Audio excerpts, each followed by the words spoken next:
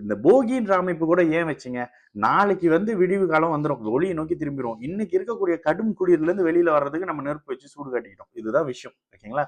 தயவு செய்து இந்த அமைப்புகள்ல நம்மளோட சம்பிரதாய சடங்குகளை புரிஞ்சுக்கங்க.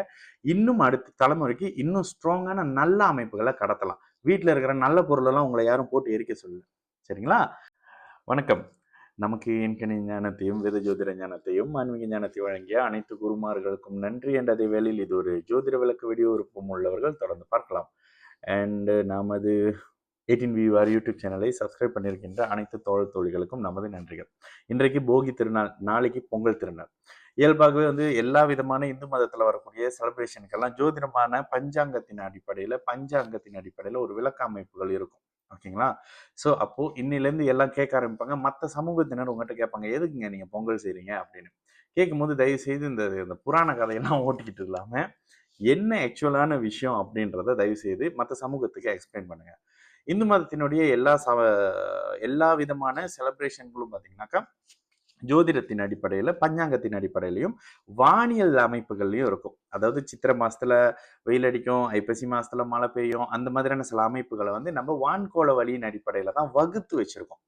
இந்த அமைப்புகள்ல உத்தராயணம், தட்சிணாயனம் சொல்லிட்டு சில அமைப்புகள் இருக்கும். அதாவது தேவர்களுக்கு ஒரு வருடம்ன்றது ஒரு நாள் கணக்குல வரும். ஓகேங்களா? அதுதான் அந்த இறந்து போனவங்களுக்கு நீங்க திதி விஷயங்கள்லாம் வந்து ஒரு வருடம் கிடைச்சி தவசம் செய்யுங்க, இதெல்லாம் வந்து சொல்லுவாங்க. இப்போ தேவர்களோட கதைகள்லாம் நம்ம போக வரல. தேவர்களுடைய அடிப்படையில இந்த உத்தராயணம், தட்சிணாயனம்னு சொல்லப்படக்கூடிய இந்த தட்சிணாய காலகட்டம் வந்து அவங்களுடைய அந்தியில அவங்களோட ஈவினிங், அவங்களோட மாலை பொழுது அப்படின்னு வந்து ஜோதிடத்துல சொல்லப்படுது. இந்த அமைப்புகள்ல சூரியன் இவ்வளவு நாள் வந்து ஒளியிலிருந்து ஒளியை விட்டு விலகினார். அதாவது தீபாவளி மாதத்துல இருந்து நம்ம இந்த விளக்கு போற விஷயத்த வந்து கண்டினியூ பண்ணிட்டே இருப்போம். தீபாவளிக்கு விளக்கேற்றுவோம், தீபாவளி முடிஞ்சு பரணி தீபம் ஏற்றுவோம், கார்த்திகை தீபம் ஏற்றுவோம், அந்த தீபம் ஏற்றுவோம், இந்த தீபம் ஏற்றுவோம். ஏன்னா பூமி மார்கழி வரைக்கும் இன்னைக்கு வரைக்கும் காலையில எல்லாம் மார்கழி அப்படி இப்படின்னு காலையிலேயே வீட்டு வாசல்ல விளக்கு வச்சிருந்திருப்பீங்க.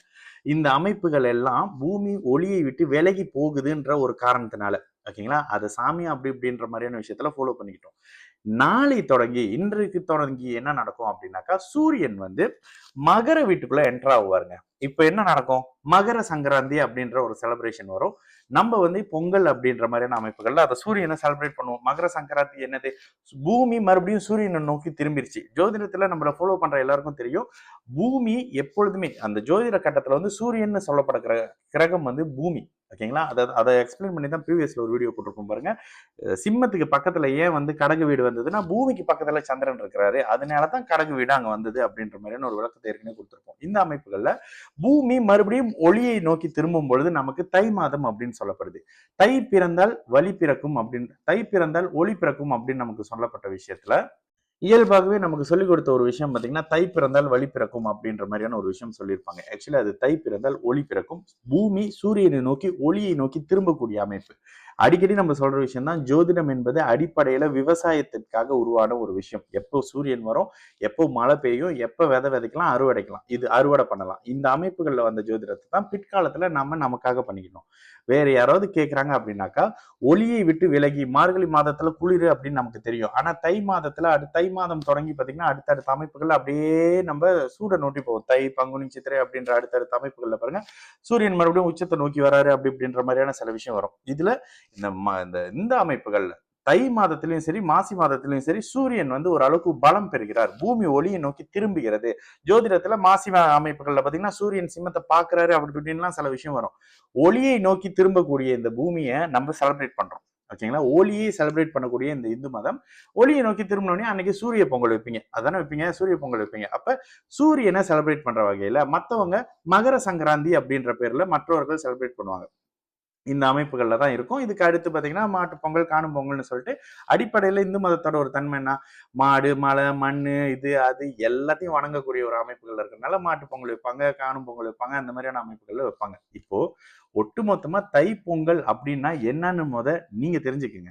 இவ்வளவு நாள் சாமி அது இதுன்னு சொல்லி சொன்ன விஷயங்கள் போய் இப்போ இந்த போகின்ற அமைப்பு கூட ஏன் வச்சுங்க, நாளைக்கு வந்து விடிவு காலம் வந்துடும், ஒளியை நோக்கி திரும்பிடும். இன்னைக்கு இருக்கக்கூடிய கடும் குளிர்ல இருந்து வெளியில வர்றதுக்கு நம்ம நெருப்பு வச்சு சூடு காட்டிக்கிட்டோம். இதுதான் விஷயம். ஓகேங்களா?